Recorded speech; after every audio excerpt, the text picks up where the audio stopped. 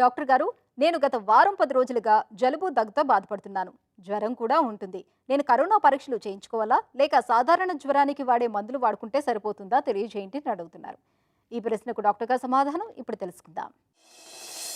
So basically ఈ కాలంలో మీకు దగ్గు జలుబు వస్తుంది అంటే సస్పిషన్ మాత్రం కరోనా సైడ్ వెళ్ళాలి.